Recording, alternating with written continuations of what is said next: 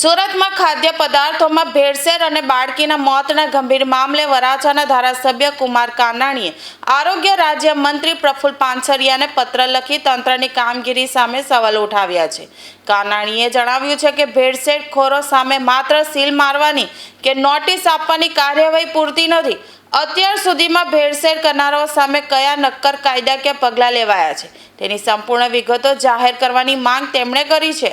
થોડા દિવસોના ચેકિંગ અભિયાન બાદ ફરીથી સ્થિતિ જેસે તે થઈ જતી હોવાની ચિંતા પણ ધારાસભ્યએ વ્યક્ત કરી છે.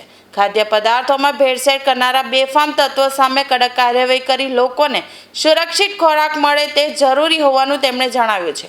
રાજ્યમાં ભેળસેળખોરો પણ લગામ કસવા માટે તાત્કાલિક કડક કાયદો બનાવી તેનો ચુસ્ત અમલ કરવાની પણ કુમાર કાનાણીએ માંગ કરી છે. થોડા દિવસ પહેલાં એક રેસ્ટોરન્ટમાંથી મગાવેલું ખાવાનું એક કુટુંબે ખાધું અને ખાધા પછી ફૂડ પોઈઝનિંગની અંદર 5 વર્ષની એક બાળકીનું મૃત્યુ થયું.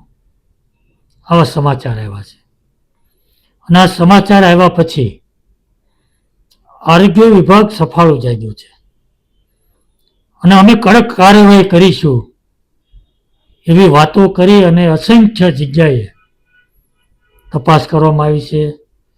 હોટલોને સીલિંગ કરવામાં આવ્યું છે, નોટિસો આપવામાં આવી છે અને ખાદ્ય પદાર્થોનો નાશ કર્યો છે.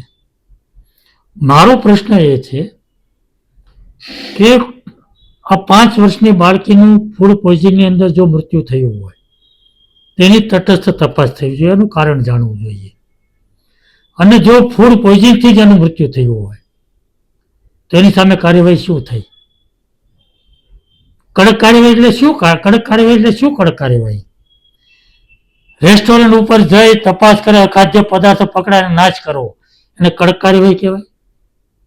નોટિસ આપી દેવાની એને કડક કાર્યવાહી કહેવાય?